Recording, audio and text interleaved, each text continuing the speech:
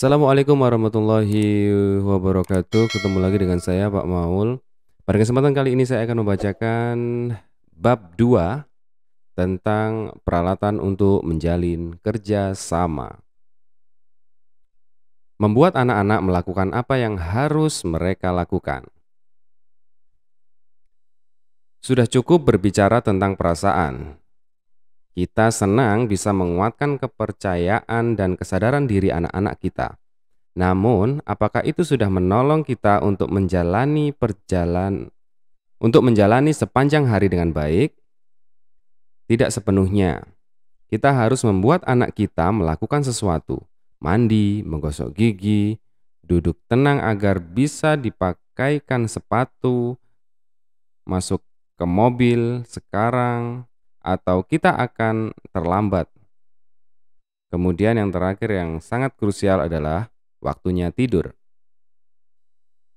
Dan terkadang yang lebih penting adalah untuk tidak melakukan beberapa hal, seperti tidak memukul saudaramu, berhenti melempar makananmu, jangan lepas sepatu yang baru saja dipakaikan, jangan masukkan garpu ke stop kontak, jangan makan permen yang sudah jatuh ke tanah, berhenti menarik-narik ekor anjing atau kucing, jangan memanjat lemari es, itu lemari bukan tangga.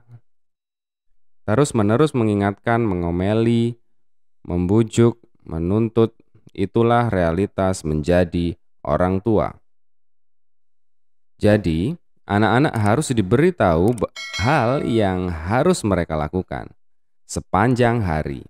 Itulah realitas menjadi seorang anak. Mereka harus mendengarkan karena kitalah pemegang otoritas yang berusaha melakukan yang terbaik buat mereka dan menjaga agar mereka tidak mencelakai diri sendiri, setidaknya melindungi mereka dari segala macam bau, gigi rusak, kekurangan gizi, dan kelelahan. Masalahnya adalah tidak ada seorang pun yang suka diperintah. Salah satu orang tua dalam kelompok kami mengungkapkan, bahkan jika mau melakukan sesuatu, begitu seseorang menyuruh saya tidak akan melakukannya lagi. Akhir-akhir ini saya mengalami hal bertentangan yang tak terelakkan sebagai orang dewasa. Suatu hari saya melihat setumpuk buku di perpustakaan setempat dengan sebuah memo yang tertempel pada tembok di belakangnya bertuliskan, "Jangan sentuh buku-buku ini." Saya menduga pasti ada penjelasan untuk itu. Tidak diragukan lagi, buku itu pasti belum dimasukkan ke dalam sistem. Namun saya tidak dapat menahan diri. Saya kembali lagi ke tumpukan buku itu, mengulurkan tangan dan menyentuh buku itu. Ini dia. Saya pun merasakan sepercik kegembiraan anak kecil dalam diri saya. Itulah watak manusia. Kita terjebak di dalamnya. Begitu pula anak-anak kita. Kita menolak diberitahu hal yang harus dilakukan. Perintah langsung memancing penolakan langsung. Saat kita memberi perintah pada anak-anak, berarti kita sedang melawan sifat diri sendiri. Saat mengharapkan ketaatan, kita malah justru membangkitkan pemberontakan dalam hati anak-anak kita. Saya ingin memulai sesi pelatihan ini dengan beberapa perintah bagi para peserta. Hei, kalian berdua yang ada di belakang, jangan bicara terus. Jangan sentuh buku-buku itu. Apakah ada namamu di situ? Saya melontarkan beberapa celaan dan tuduhan. Siapa yang menaruh tas ini di jalan? Tadi ada yang nyaris tersandung. Saya tambahkan lagi dengan julukan. Kamu lupa bawa pensil lagi. Kamu ini sungguh bodoh. Jangan menyela. Kamu ini kasar sekali. Beberapa peringatan, seperti jangan taruh laptopmu di atas lutut seperti itu. Kamu pasti akan menjatuhkannya. Jangan pindahkan kursi-kursi itu kalau kamu sedang menelpon. Perhatikan apa yang kamu lakukan atau kamu akan melukai orang lain.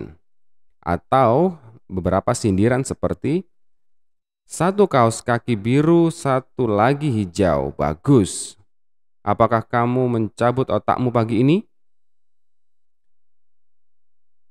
Atau mungkin beberapa pertanyaan retoris. Mengapa kamu biarkan tasmu berantakan hingga kesulitan menemukan barang-barang?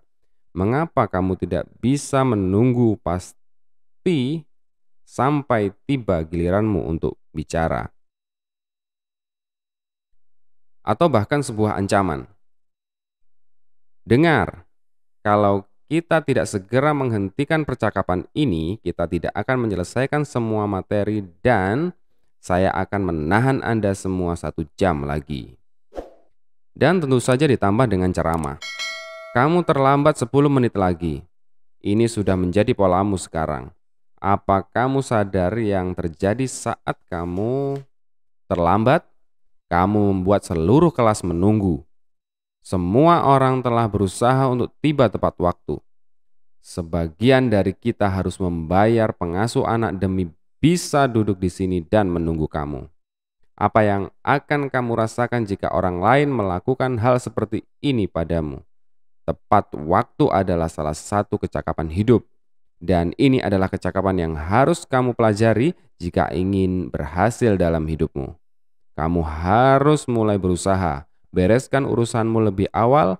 Jangan biasakan untuk melakukan urusanmu pada menit-menit terakhir. Apa yang terjadi setelah saya ucapkan seperti itu? Mereka menatap saya dengan marah. Jadi saya memaksa untuk bertanya dengan ceria. Apakah ada yang merasa enak bekerja Apakah ada yang merasa enak bekerja sama? Tatapan orang-orang terus tertuju pada saya. Mereka mendiamkan saya. Saya merasa tak nyaman, jadi mencoba cara lain. Apakah kita berbicara seperti itu kepada anak-anak kita? Akhirnya seseorang menjawab, "Iya, kita biasa melakukannya." Ada yang bisa menyampaikan beberapa contoh dari apa yang biasa kita katakan pada anak? Kini pintunya terbuka. Berikut adalah beberapa tanggapan yang diberikan dalam kelompok kami. Perintah. Apakah ini tasmu? Ayo ambil sekarang. Bersihkan blok-blok itu, berhenti bikin suara itu, matikan TV, jangan ganggu adikmu, cuci tanganmu, jangan sentuh kompor, kamu baru saja mengganggu dia. Minta maaf. Celaan dan tuduhan. Kalau kamu mengencangkan tutup jus apel itu dan tidak mengejar kue mangkok itu, pasti jusnya tidak akan tumpah. Julukan. Hei, bersihkan ini. Kamu ikut membuat kotor tadi. Jangan malas. Teman-temanmu selalu membagi mainannya saat kamu berkunjung. Jangan egois. Kamu menarik ekor kucing itu kejam.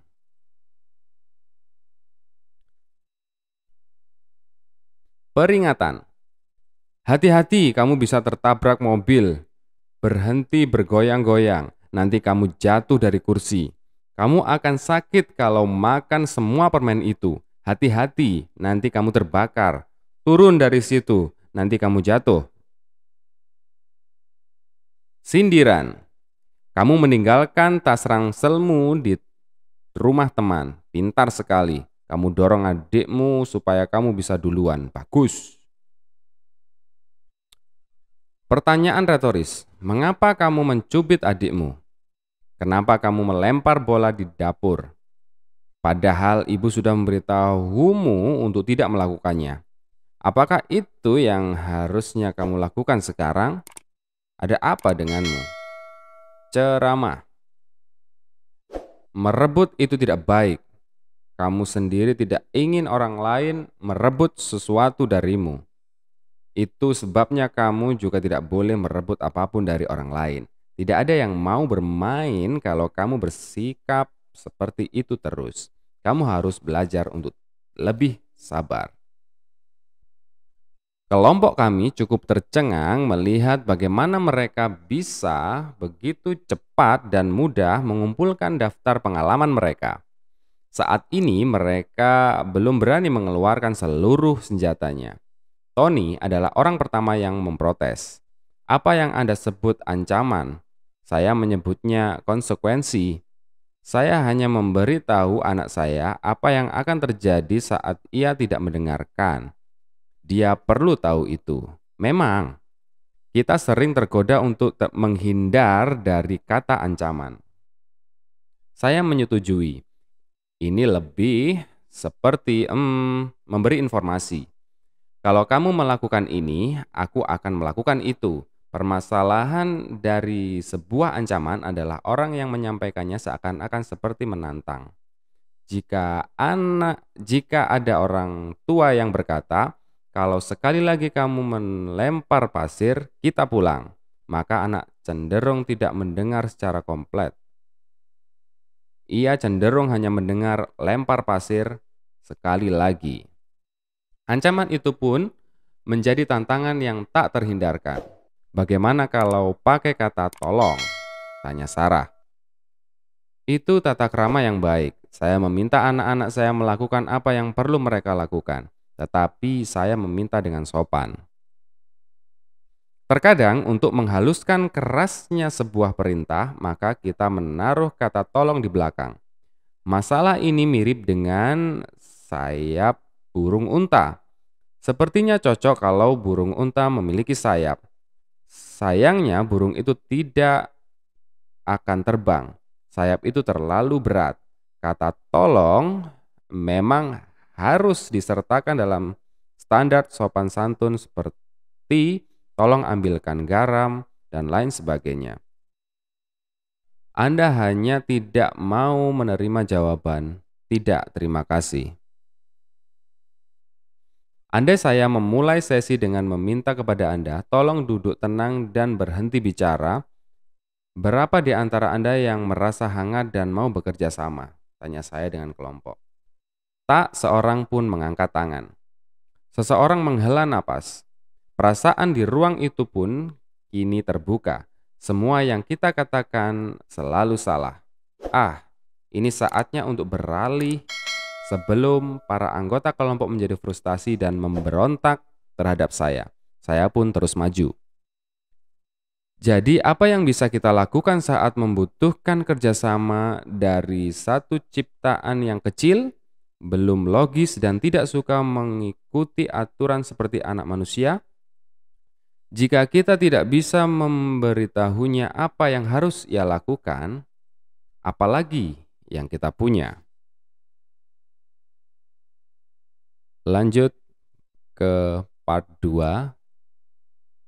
Terima kasih, cukup sekian dari saya. Wassalamualaikum warahmatullahi wabarakatuh. Lifelong learning.